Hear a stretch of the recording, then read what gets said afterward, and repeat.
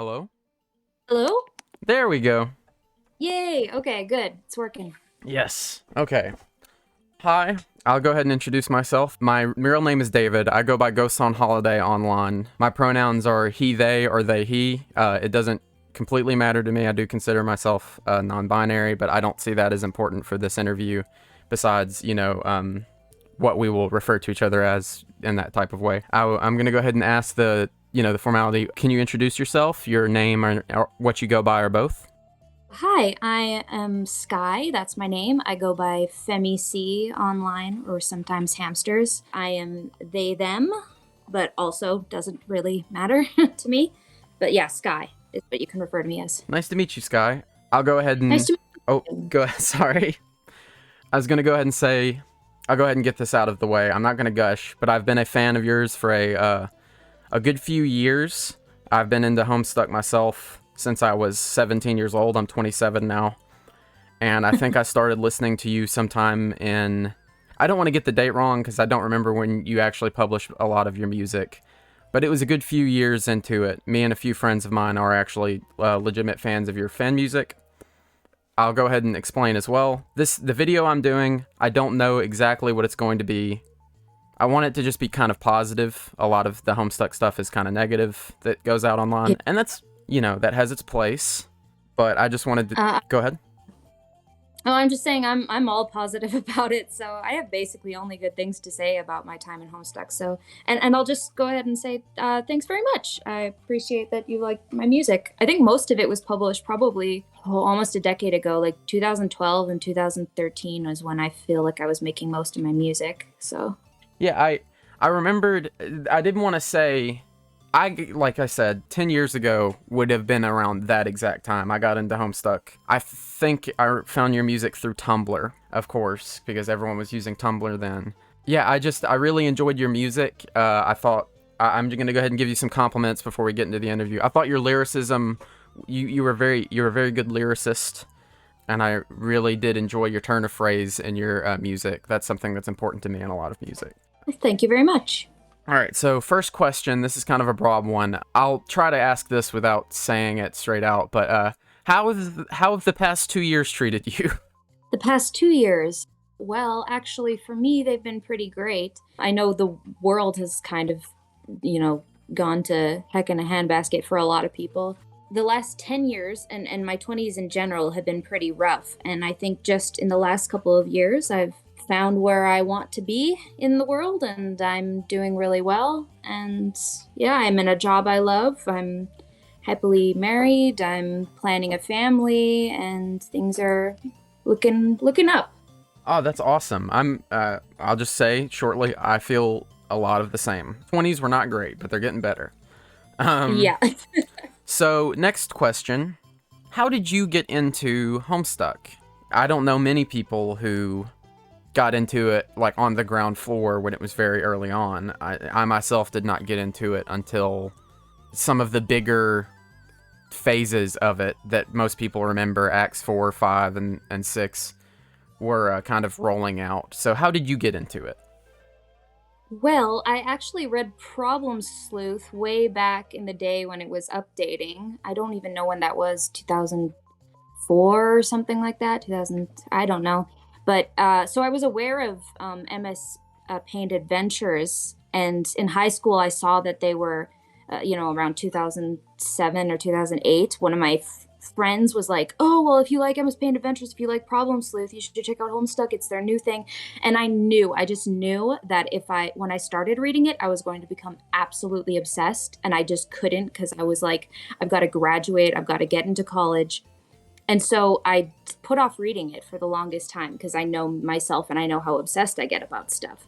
But then about a year into college in 2011, and that was when Ascend came out, I think. So about a year into college, I was really hitting a wall. I went to school to study video game design, and I realized it really wasn't what I wanted to do, and I wasn't having a good time, and I wasn't doing well. And so I kind of just let myself kind of fail out of college, and I didn't graduate. And part of that was I got really, really obsessed with Homestuck at that time. And and spent all my time, reading fanfic and writing music and whatever. So yeah, it was probably not a good decision, but that's when I got into it. So I understand actually quite a bit. That's really interesting. So you were kind of into the work of the mysterious hussy for a while before Homestuck, and you kind of knew that Homestuck would be, like you just said, something you would already have an in on, and it might even be worse because people you knew who already also liked it were saying, "Oh, this is really good." yeah, I mean, I loved the writing in Problem Sleuth. Probably nothing else made me laugh so much at the time. So I just knew his new, like, when I just saw little bits of it, but I saw it was more colorful. It had more characters. It looked like it was more. I was like, I am going to get completely obsessed with it, and I did for like a good 2-3 years. So It's awesome. I guess I'm going off of my little question sheet here. Who was your favorite character, and what was your like favorite part? I guess a better question before sliding into that, and I just thought about it, would be, as you got into Homestuck, was it like love right out of the gate, or was it more, because quite a few people, talk about like skipping parts or the first few acts, not really like vibing with them. I myself found I didn't really start getting into it until like an act or two in. I think maybe with the introduction of Jade. So I wanted to say, when did it really? And it sounds like it would have clicked right out the gate, but when did it like really, like you were just like, oh no, I'm going to be into this for sure. well, as soon as I caught up, basically, because I was just binging it to get to where it was like currently updating. And I joined right when the Alpha Kids were getting introduced. And so I binged right up to then. I was basically just reading 12 hours a day. I wasn't doing homework or anything. And I just, I loved all the parts until the Alpha Kids, but once Dirk and Jane and Jake and Roxy showed up, like those were my kids. I was like, I love the Alpha Kids so much, especially Dirk. Dirk was definitely my favorite at the time. And though I think probably as it went on, I grew more fond of Rose and Dave. But yeah, Dirk was definitely my guy. Awesome. Your answer would be Dirk, and I can't remember the exact part because there were so many sub acts and things when the Alpha Kids Yeah. get introduced. I'm gonna be real. I need to reread it. Probably will for this video, but that gets very muddled in my head. Yeah. Whatever was going on in 2011, 2012, that's when I got really into it. So. Who would I guess I'll ask then. So you've given your answer for your favorite of the OG kids as well as the Alpha Kids, or Beta Kids versus Alpha Kids. Who would your favorite of the trolls be? I'm smiling saying that. Equius was my favorite at the time. I don't know why. He's terrible, but I also really had a soft spot for Kanaya, and then I was a guilty Gamzee stan for a while. So I understand. I have a lot of friends who are. I wouldn't even call them guilty though. Um, Gamzee stans. you really loved Homestuck. You liked Problem Sleuth. What inspired you to start making fan music? Like, what was the spark for that? Were you already making music at the time and kind of dabbling with it, or was Homestuck like the thing that like pushed you further into it? I don't know the whole story, so I thought it would be interesting to ask. Well, I'd always been writing songs since I was a little kid. Both of my parents are musicians, and so music was just very prominent in our household. Like I was taught to harmonize before I was taught to talk, basically. So I was always writing music, and I'd always written music for the fandoms I was in. Before I found Homestuck, I was really into TF2, Team Fortress 2, and I wrote a whole album of fan music for that. And so basically, I just kind of, whenever I'm really into something, I just end up writing songs for it. It's like, it's just like any other sort of fan art for me. I'm not much of a fic writer, but I'm a songwriter and an artist, and that's sort of how I like to enter into the fandom world. I'm going to need a link if you still have that TF2. I would love to show at least a picture of that. Of course, yeah. That's amazing. I didn't know that. I have it published on Spotify now, actually, along with all my other like Homestuck stuff and some original stuff. Yeah, I listen to you. I use YouTube Music, and I've listened to your music on there. And I also bought one or two of the albums on Bandcamp. I don't want to. I can't remember which one it was. So that's really cool. You both of your parents were musicians, and you kind of got into it like that, like in the music like that. So it's very natural, like a very natural expression of love for like a subject for you. Yes, for sure. Awesome. So from the music that this is a weird, I don't know if this is a weird question to ask, and I'm only realizing it as I'm reading it, but you did kind of sign off on it, so I'll go ahead and ask it. Do you have a favorite song that you made from your Homestuck fan music? Like, do you have one, or even two, that come to mind that you go, this was really special to you, or that you liked working on, or something like that, one that is just like special in that way?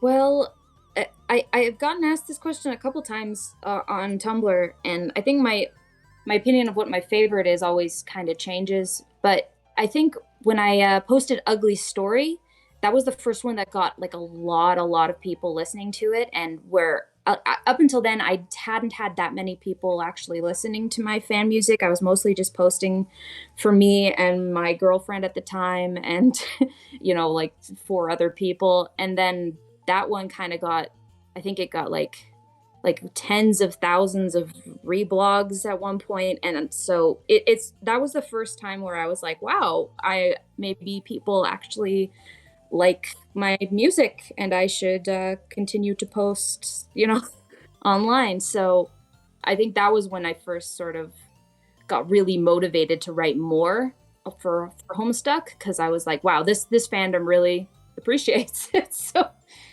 but also the first fan song I ever wrote for Homestuck was one called Set on Fire, and it was a Rose Kanaya song, and I'm still really proud of that song. It's very simple, and it's a lot simpler than a lot of the more popular of mine, but I don't know, something about it. I always listen. There's a lot of my own songs that I can't listen to anymore because I'm like, I've grown out of them. But I still go back and listen to that one a lot, and I like it a lot. So. I understand. I'll add, as a listener of your music, I can remember pointedly that Ugly Story was the first of your songs that I heard, and I didn't know you had made other music until later. And I also I've listened to most of it. I'll just be honest. Set on Fire is pretty good, and it's a very relaxed song, and it is. So I guess this next question you've already kind of answered, which is, when did you get into making music? Has it been a lifetime passion hobby? And I think you've kind of already given an answer on that. If you want to, summed it up. Go ahead. Oh yeah, I've already probably summed that up. But yeah, like literally, I think I wrote and recorded my first song when I was 11, but before then I'd just been kind of making up little silly things, with my sister and my friends. At 11 is when I wrote my first song and recorded it and wrote music for it, and then since then I've written probably hundreds, and most of them have gotten scrapped or lost on old phones or old computers or this or that. But yeah, I understand completely. I think that's like an artist's suffering, is you will make something and then just kind of set it aside and then never get back to it. So who or what are some of your overall musical inspirations in general, and for the songs you made for Homestuck? I guess the question I'm asking, because I want to be more specific, is when you see a lot of artists, like an album I've been listening to is Black Country New Roads, and they said that they were inspired by the likes of David Bowie and Arcade Fire. Do you have any musical inspirations that affect your music even to this day? Or maybe during that time when you were like into the Homestuck fandom, was there music you were listening to a lot that kind of bled into and inspired the music you were making? Yeah, for sure. Absolutely. Well, my parents were folk musicians, and so a lot of my music has kind of folky roots. But at the time I was also, and I'm still a huge fan of Mother, the band, especially their early stuff. Their first album, Verbatim, is so weird and interesting, and it uses a lot of very unintuitive harmonies and strange pacing, and I really like music that kind of is unpredictable like that. I was also a really big fan of Amanda Palmer, and I'm still a huge fan of hers. And so there's a lot of kind of that sort of aggressive, driving anti-folk, like folk with a little bit of a weird poppy edge to it. So that there's probably some of that in there too. There's also specifically for Ugly Story, I'd been listening to the Decemberists, and they have what's it called? Mariner's The Revenge the song? Mariner's Revenge song, yes. And Ugly Story was basically directly inspired by the tone of the Mariner's Revenge song by Decemberists, because it's such like it's just a song that ramps up in intensity and gets so spiteful and nasty. And I was like, I want to write something kind of like that. So Aridin was perfect for it because he's so spiteful and nasty. Very much so, and it is a very, I can see, now that you've laid it out, I can definitely see a lot of those inspirations in it. Especially for Ugly Story, because that song is also a ballad, very similar to the Mariner's Revenge song, which is also a ballad. Mhm. So that's awesome. Just talking to you about this is making me realize, because I got into Mother Mother after getting into your music. Oh yeah. Yes, and that's so interesting that kind of thing can happen, because that's happened for some other fan music, but we'll keep going into the interview. I don't want to gush too much. I could talk about Mother Mother all day. They've been my favorite band since I was 12. I'm such a huge fan, so I yeah. I think I'm mainly into Verbatim and some of their early work. I really do enjoy their music, and I can definitely see it in there now. That's making me smile. So that's really cool. So I have this question, and this is a pure interest from me, because I always like to ask this kind of thing, like with friends who get into fandoms. Did you have any fan works, like other people's fan works yourself, that you really enjoyed or got into? I remember specifically, I'll just say a little bit myself, there's one animation that used some type of like Clockwork song and started with all the beta kids like being asleep and ended with them closing their eyes and things like that. It was really interesting. I remember that animation. Oh my gosh. Yeah, that was really cool. I loved Toasty Hat, I think is their name. Their animation is like really incredible. And they've done a lot of stuff. They didn't do that one, but they've done a lot of other ones. There's some other fan musicians that I really loved, like TotalSpiffage, and I would kind of like were sort of fan music buddies back in the day. I'm remembering that name. Did they put music on the Land of Fans and Music, the Homestuck like compilation fan album? I'm pretty sure. I'm pretty sure they were on there. Yeah, I think the thing that you're thinking of was the Lullaby for Gods Homestuck Yes, animation, yes. the Boogaloo, or my wife just handed me it on her phone too. Like they're talking about that. But yeah, Mr. Poof, who's another fan musician, and Rosie Lord. There were a lot of like musicians that I always thought I would reblog their stuff, and I would always get really surprised that it got less than me, because their voices were much better and their production was much better. There's really a lot of talent in the fandom. And I was really into a couple fan comics and fanfics too. They had there was this one fan adventure called Be the Low Blood Sea Dweller, where like it was like the hemaspectrum was reversed, and like Aridin was the lowest, and it followed him, and it was really interesting and well written, funny. And then also there was a fic called The Serendipity Gospels, and I actually wrote a song about that one because it was so interesting to me and so well written. And I think the author has actually gone on to write like real novels that are really incredible as well, that I'm a huge fan of. That's so crazy. What was the Yeah. what was the fic about, and what song would that be? Or was it one that you would have published, or was it one that you kind of made and Yeah. I forget the name of the author for the Serendipity Gospels at the time, but they publish now under the name Tamsin Muir, and they have released these books called what's it called? The Locked Tomb trilogy, and they're absolutely phenomenally written and just incredible. But I wrote up back when they wrote that fic. I wrote a song. It's called "The Gods Must Be Lying." It was like played on charango, and the premise of the fic was it took place in kind of a world without Spurb, where like the trolls grew up, and they went to go to their like kind of assigned jobs in the the empire, And though just the way it happened was like all of the troll kids got separated except for Terezi and Gamzee, who were on the same ship and ended up having to work closely together just because of what their stations were. And it turns into kind of a black romance. What's it called? Kismesis sort of a situation.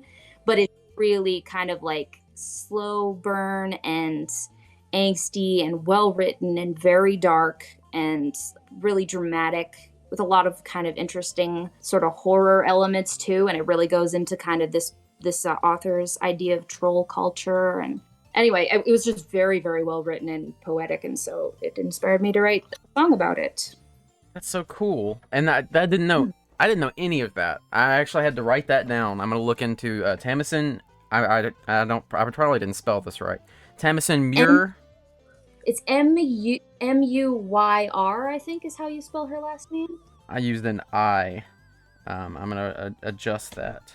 If you look up the Locked Tomb or Gideon the Ninth, it's the Tamsin Locked Tomb. Oh yeah, it's TAMSYN MUIR. See, we're right. It's got an I. Awesome. Well, I misspelled the first part. I put TAMISON. All right, thank you. That's so cool, and that's like legitimately interesting fan lore. That someone who wrote like a really good fanfic, because I always love hearing stuff like that. It always makes me happy to hear that someone legitimately was able to follow their passion into a career, and it turned out like very well. Yeah, you're gonna love it, I think, because it's very Homestuck in its complexity and humor as well, I think. The next question, there are people like me, like my friend Jacob, enough people because I see that you have listeners on YouTube Music, which means you have listeners on Spotify. How does it feel knowing that almost a decade on, there are people who still listen to music you made so long ago that it still like affects them emotionally? How does that feel to you? It's really bizarre, really, really cool, but also just very strange and surreal because I get messages literally still basically probably 2 or 3 a week for the last decade of people telling me that like, oh, I love your music, or I've listened to you since grade school and now I'm in college, or I'm, a huge fan, or you helped me or something like that. And like literally until this last year, I was just like a depressed 20 something with no job, just, in a basement apartment. But I would have people like telling me that, like doing covers of my songs and telling me I'd changed their lives and stuff. But it was very odd. And I think there was a time where I couldn't really even contend with it because I was, a very socially anxious, awkward person. And so when I saw that, like, there were posts of my songs on YouTube getting millions of views, I was like, I can't even approach this. And, I received a lot of, like, I think pressure from my family at the time and parents and stuff who were like, oh, well, people like your music, you should monetize, you should do this and that. It's just very strange and surreal. And so I haven't even been able to get around to dealing with that until just this last year. But I've come to a really happy, good, contented place about it. And I'm just very touched that anybody would like my music at all, because it's very, very weird to me. But I'm very touched and glad that other people appreciate it, because I love, there's tons of fan works and art that really has touched me emotionally and spiritually. And I'm very proud if anything I've done has been able to do that for someone. So yeah, very cool. I'll say it definitely has. Like I said, I try not to, I didn't want to gush. I wanted this to try to be professional, but like I said, I try to be positive. I wanted to say I think your music is fantastic, and like I've wanted to say this the whole interview. Like, I love what you did with the song Little Clown with the I think it's like one of those, I can't remember the name of like a kid's xylophone, it sounds like, and it's like reversed. It's a toy piano. Yeah, and it's you have it reversed and all of that, and the effects on it's very effective for what you're trying to get out of, almost like this a very listenable, what I would call horror song. Thanks. Yeah, that's what I was going for. Something weird. I'll say while we're here, and I asked you that, and you said you appreciate it. My favorite song by you. Literally was thinking about it before the interview because I wanted to say it, and it's totally just escaped my mind. It's the song about Pfeffery and Save You? Yes, I absolutely Love that song. Oh man, nobody has ever told me that's their favorite except for my sister. My sister in real life is like, I love that song, and nobody's, I don't think, ever told me that they like Save You. So I appreciate it. I think Yeah, it, I really like that one too, actually. I think it because I can kind of relate to the sentiment in the song. It's a very beautiful sounding song as well. The idea of kind of not being or doing enough and having, this inner voice or this thing telling you, it's good enough to just save yourself and all that kind of stuff. I really like that. So, Yeah, thought I would just put that out there. Let's see here. thank you. Has there been anything else in your life like Homestuck, like in the fandom region, that you really enjoyed or like really inspired you? And I have a feeling, just based off some of your early answers, that there is going to be a yes. But, I still think that's has there anything that's been there that maybe inspired you as much as Homestuck, but you didn't publish as much, like, fan work about it? Or, what else have you really gotten into? Oh my gosh. Well, I'm basically always obsessed with something. I basically always have a hyperfixation. There's been nothing like Homestuck that inspired me to make as much fan work. I certainly made more music and art for Homestuck than I have for anything else. Probably the only other thing that's comparable in like amount of time I spend obsessed was, it's a little cringy right now, but with Harry Potter.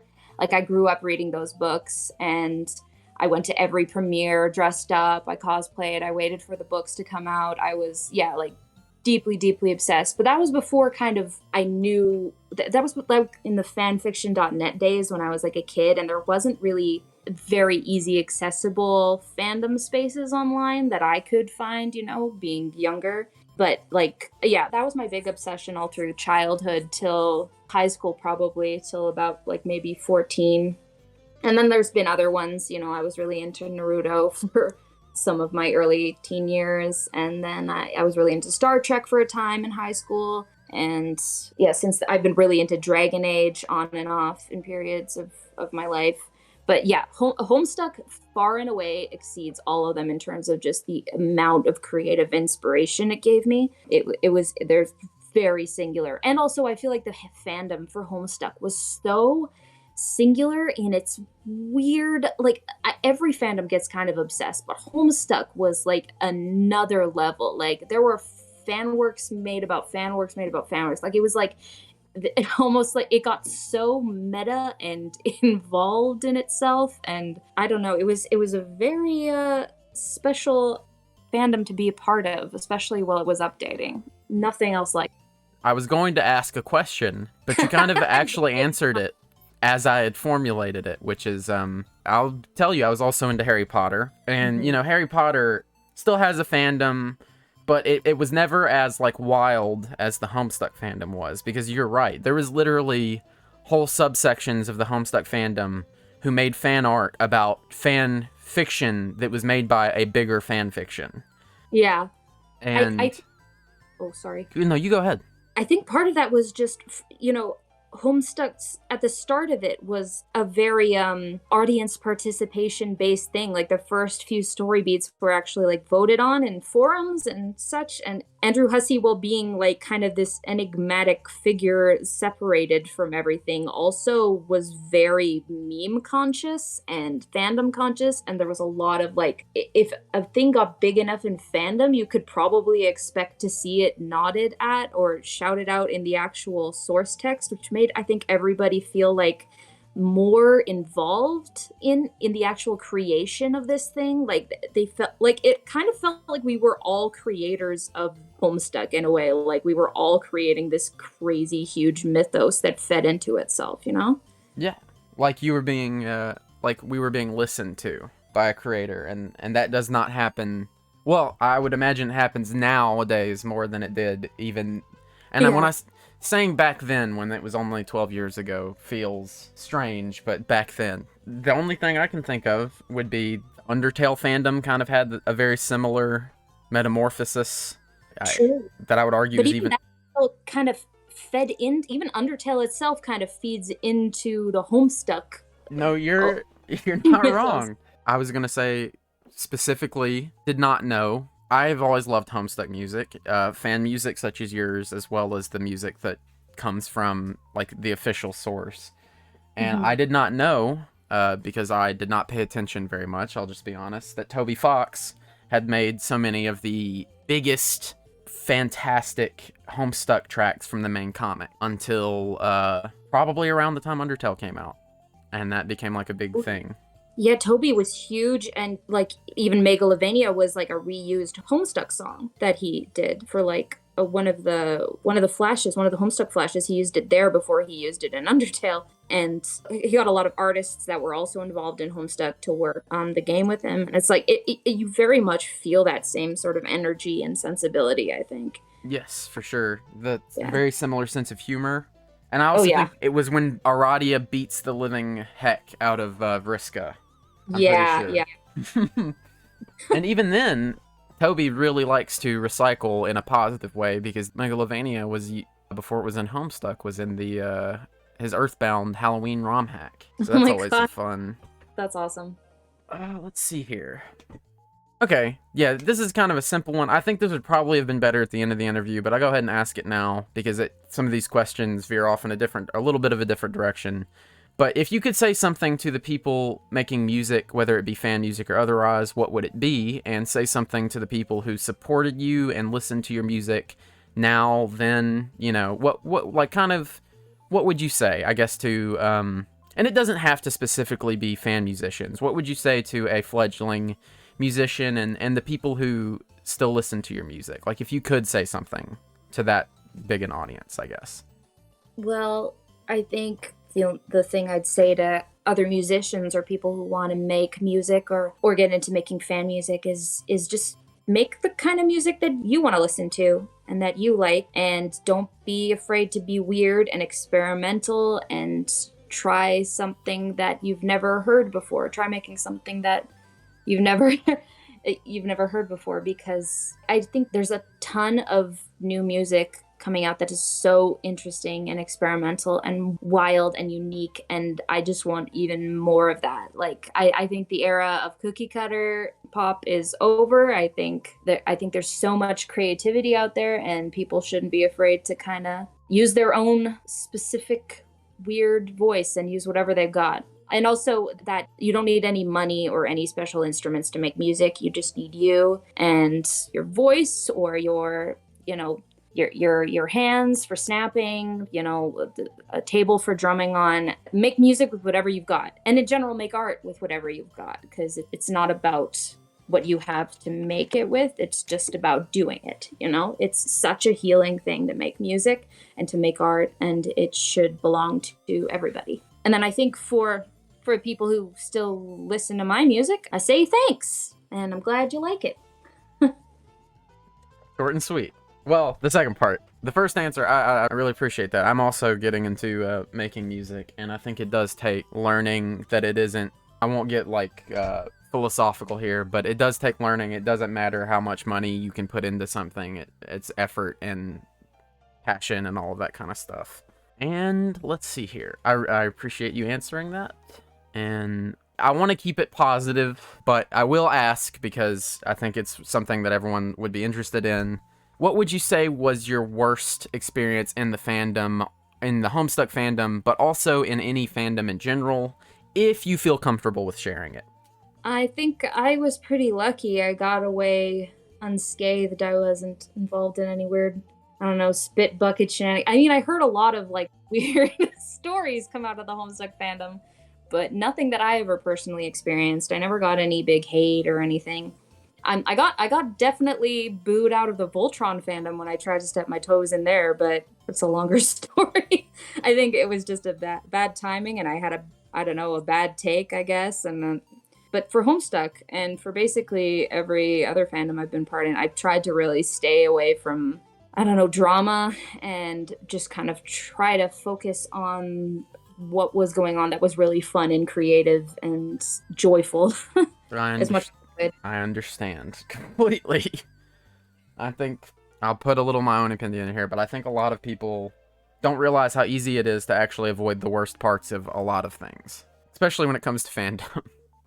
Oh yeah, yeah. I think you can get down a rabbit hole where if you follow enough people who are involved in drama or you follow enough drama blogs, then it becomes all you see and you think it's all there is. But you can really cultivate a really lovely little space for yourself in basically any fandom, you know. I agree. I myself mainly involve myself in just the comic itself and like real life events. And while there was still definitely some drama because people are people, most of the time it was just fun and conventions and like little meetups and stuff like that. And it was a good time. Like I think we both said at the beginning, a lot of positive memories. Which going from that, asking about negativity, and I think you kind of gave a light answer on this early on, but do you look back on your time as a Homestuck fan positively? Did it enrich your life? Absolutely. 100%. I look back on the time as kind of, it's weird because everything kind of else in my life at the time felt very hopeless. When I was in my most heavy obsession with Homestuck was also when I was in like the deepest depression of my life otherwise. And it was sort of a ray of light in my life and something that I could look forward to. I literally remember being like, I don't want to get too maudlin, but it's like, I got to stick around for the next update and having like that kind of like to look forward to every week. It really, really helped me in some dark times. And now that I look back on it, I'm like, wow, I was so prolific. I made so many cool things. I met so many cool people and friends. I learned so much creatively and I had so much fun that like even at the time though I was going through dark things, I don't even remember that as a dark period of my life anymore as much as I remember it as just the Homestuck days. And so I'm really glad that I had it in my life. And I'm very appreciative to everyone in the Homestuck fandom for making it so weird and wonderful and totally unique. That's a fantastic answer. Um Last but not least, before we go into like I guess the little bit of like I'll just try to ask some stuff because I'm about out of written questions. I guess would be this is kind of the end of the interview. I'd like to ask a bit more if I can think of something, but do you have anything that you're working on currently? Any projects you want to shout out? Anything you want to shout out? Any people? Anything you want to say like, hey, I'm working on this. Hey, check out this person. Anything like that. Anything you want to say just in general? Oh, yeah, yeah, I have some people that I should shout out. Some really incredible musicians I know that are unlike me currently making things, but I have to go see if I can find ways to, like where they want to be shouted out at. Like I don't know if I have off the top of my head their YouTubes or whatever. I am still making music, but it's definitely more of a hobby than like a career of mine. So it's maybe like a couple songs a year or something.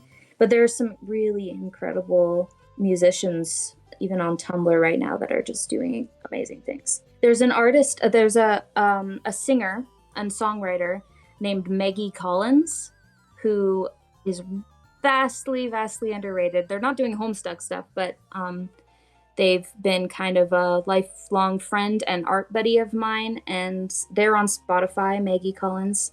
Her voice is absolutely incredible, and her music's been pretty inspiring to me recently. My sister is also a musician, and her name is Eliza Blue Musselwhite, and she's on YouTube, I think. Yeah, all one word.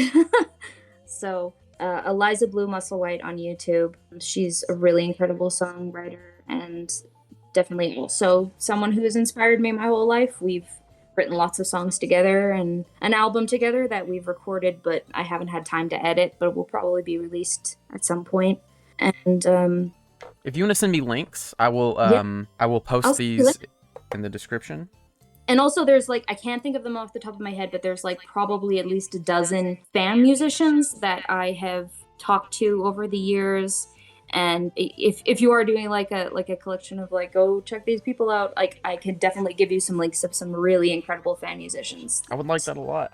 Yeah, that deserve definitely way more recognition. So I want to say I really appreciate you allowing me to interview you. It means the world to me to talk to someone who, you might not be famous, but you inspired me, and you still do. I listen to your music. I go on walks every day. I've listened to your music. Like I said, Save You is an incredible track. I really love it. I love Little Clown.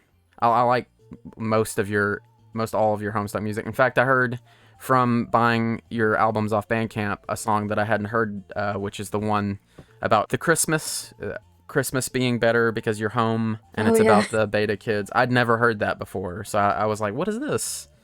And I thought that was really neat to kind of like buy that and then hear something new, even though it new to me. Yeah. So I really do appreciate it. I don't know if I really do have many more questions. Like I said, I haven't interviewed someone in like 4 or 5 years, because I am also a college dropout, and that is the last time I think I interviewed someone was a friend of mine for a class. Yeah. We're part of the same elite club then. Oh, yeah. Oh, it's a very elite club. Oh yeah. But I appreciate it. You're very welcome. If there anything, oh, go ahead. Sorry.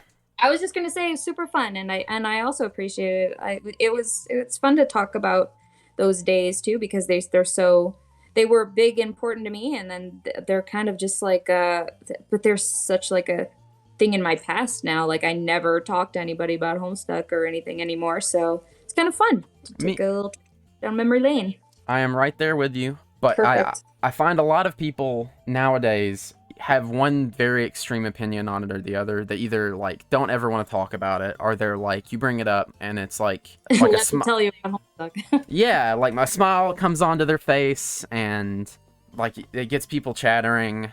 You know, and like I said early on, I want this video because there is a lot of negativity about the fandom now, or more, I guess, the stuff around it itself. And I get that, because I can't say one way or another. It feels like some of what has happened was necessary, but a lot of people don't talk about the positivity of like being in it. And I feel like the negative voices always rise to the top. I was so happy when I emailed you and you were like, yes, because it's not often that you get to talk to people who positively influenced your life in such an ephemeral way. I think I'm using that word right. You know, it would be like, I don't know, if I got to talk to like one of the members of They Might Be Giants or something like that too. Yeah. It's kind of weird, because it's like a person that sort of like was in the periphery of the thing that you were involved with. Yeah, I would feel the same about basically talking to anybody from that era as well of my life and stuff. So yeah, and it's really cool to talk to somebody else who was there and also wants to kind of remember the good things. And certainly lots of Homestuck had crazy, drama around it. And oh my goodness, it's like a lot of problematic stuff, and oh good grief. But again, I think it is about just like especially when it comes to just fandom, what you want to focus on. I think a lot of like fandom's supposed to be a little bit of an escape from negativity to me. So yeah, I'm sure. One of the things you always hear with like the person who tried to dye their skin in the bathtub with the Sharpie markers and all that kind of stuff, which I'm pretty sure. That's fun though. Yeah, it's oh goodness grief. Yeah, I remember hearing tons of crazy con stories about how everybody hated Homestuck convention goers, especially. To me, looking back on it, I'm like, I'm kind of endeared to like this big weird group of weirdos that just got so out of hand that it. Let me ask you. It ran the gamut of stories and became almost a myth unto itself, Did you ever go to cons or any like real life meetups? I did. I went to a meetup in Toronto once, but I didn't really know anybody, so it was just me and my wife, and we kind of were just awkward, and then we left. But then I also went to UmaCon in 2012 in Detroit, and we cosplayed as Trickster, Jane, and Roxy, and that was super fun, and we met friends there, and a couple people recognized me and said hi, and that was fun, and took a bunch of photos. It was really, I didn't have tons of money at the time. I would have loved to go to more cons, but the one con experience I did have was super fun and positive, and no weird, Sharpie skin dyeing or bucket happened, so I'll count it as a win. I understand. Same. I went to meetups with my girlfriend at the time, and we like I still have acquaintances and friends who I met in real life. We did have one event at a con where someone threw a bucket, but thankfully it was a plastic bucket and no one got hit. It was just thrown in the air and it caused everyone to go into a tizzy. I just ask because I think you put about how this group of like weirdos at cons who are, you know, Homestuck fans had this weird aura, or this they call such havoc. But I always found, for better or worse, that if you were a Homestuck fan and you went to a convention and you saw a group of Homestuck people, you knew that you had a strange little enclave that you could turn to for a moment of excitement. Because usually there's a lot of energy. Yeah. I don't know if it was exclusive to down here, but a lot of people, when you would go up to it, it was like explosive how people would shriek and just be so excited that someone, you know, if a Gamzee cosplayer walked into an anime convention and went to any and was spotted, it was just it was like a fire alarm had been pulled. Anyway, I appreciate talking to me.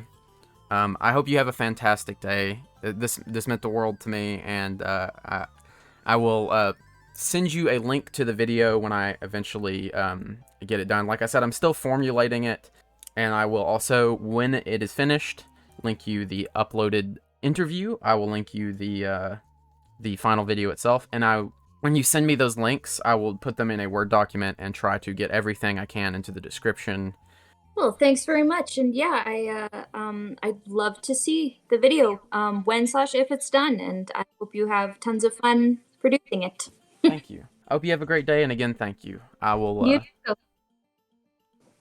bye-bye. All right, have a great day. You Bye-bye. too.